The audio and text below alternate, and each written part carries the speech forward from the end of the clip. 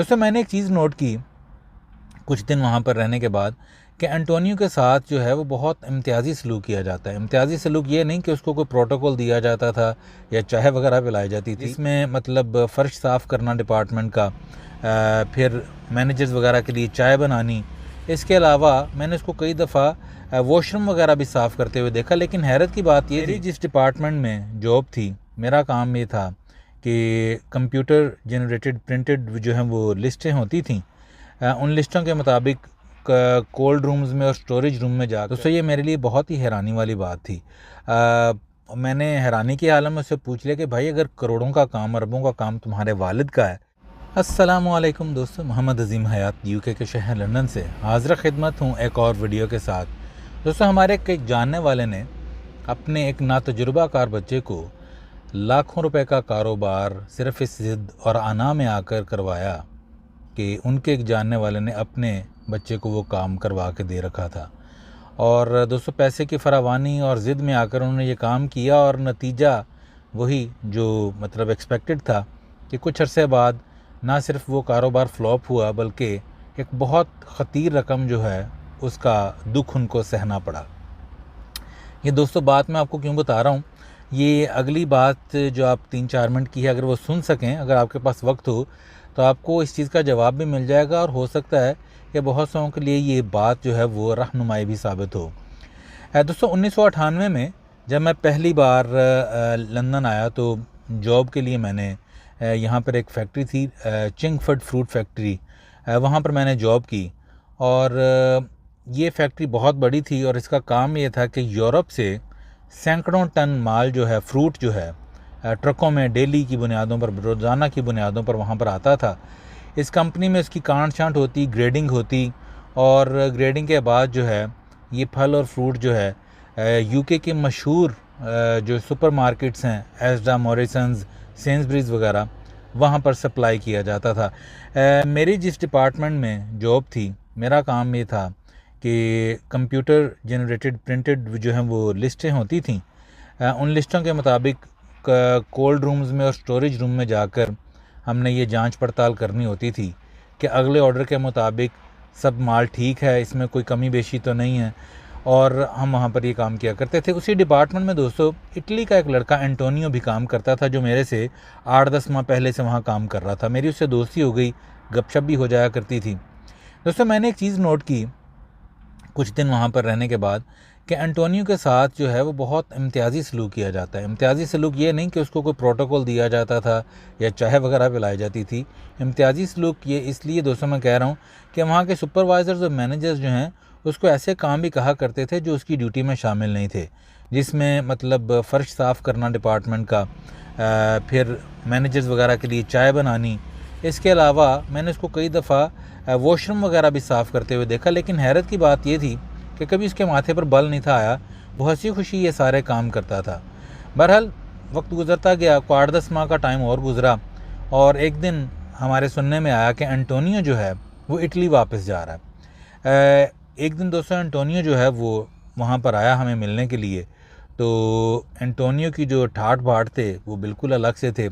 बहुत कीमती, खूबसूरत, शानदार उसने सूट पहन रखा था, लशपश करते जूते उसके और कीमती घड़ी हाथ में थी।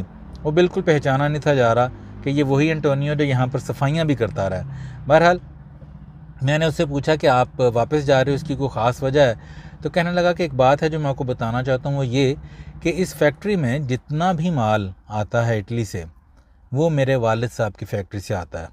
दोस्तों ये मेरे लिए बहुत ही हैरानी वाली बात थी।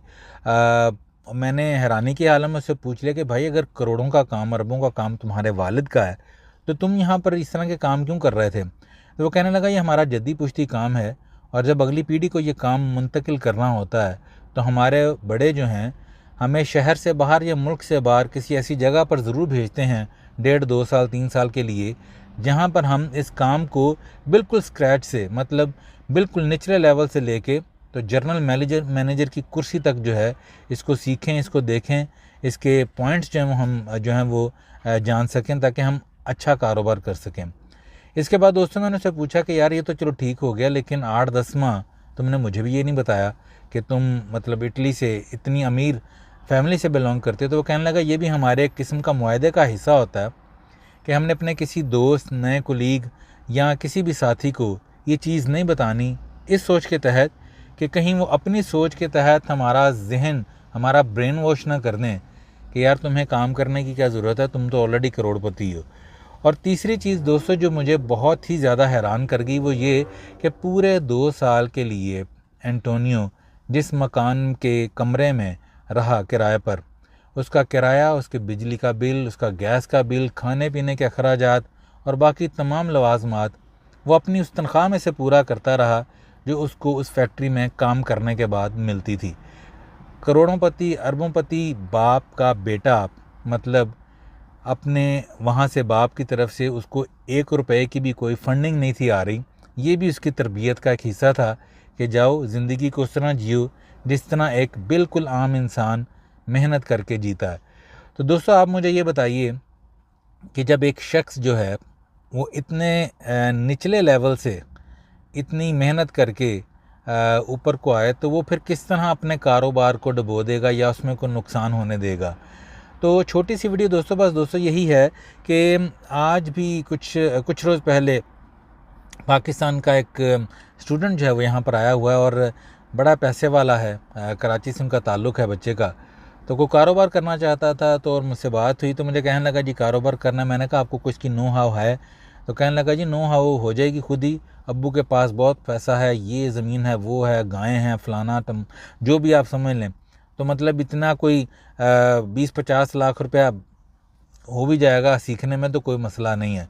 तो दोस्तों मैं बड़ा हैरान था कि 20-50 लाख शायद उनके लिए कुछ रकम नहीं है, लेकिन मैंने उसको ये बात बताई भी और फिर समझाया भी कि भाई ज़रूर करो, पर अगर पहले से तुम नुकसान का जहन बना के इस तरह करोगे तो तुम कभी भी कारोबार में कामयाब नहीं होगे। तो इससे बेहतर है कि तुम पहले किसी जगह पर जॉब कर लो, थोड़ा सा अपने आप को सिखाओ, थोड़ा सा अपने आप को एजुकेट करो और उसके बाद जो मर्ज़ी करो। बहरहाल ये उसका ज़ाती मसला है, वो क्या करता है क्या नहीं करता। मैंने ये वीडियो इसलिए बनाई कि अगर मेरी इस वीडियो से किसी का भला हो जाए। और ये बात भी दोस्तों बड़ी ज़बरदस्ती है, बड़ी अच्छी है, आज तक इतने साल गुजरने के बाद भी मेरे जहन में ये महफूज है। और दोस्तों अपनी बात का इख्तिताम इस बात से करूँगा जो एंटोनियो के बाप दादा ने उसको बताई थी, और वो ये कि कारोबार की बुलंदियों को छूने के लिए आपके जहन में कहीं ना कहीं एक मज़दूर की सोच का होना भी बहुत ज़रूरी है। बहरहाल अल्लाह पाक अपने प्यारे महबूब सल्लल्लाहु अलैहि वसल्लम के सदक़े हम सब पर अपनी रहमतों का ख़ास नज़ूल करे, वतन अज़ीज़ पाकिस्तान को अपनी अमान में रखे। जो जहाँ जहाँ ये वीडियो देख रहा है सबका भला, सबकी खैर। दोस्तों वीडियोज़ अच्छी लगें तो लाइक, शेयर और कमेंट्स भी किया करें और मुझे बताया करें कि आपको कैसी लग रही हैं। अपना ख्याल रखिए, मिलते हैं अगली किसी वीडियो में किसी नए मंज़र, किसी नई बात के साथ। अस्सलामु अलैकुम।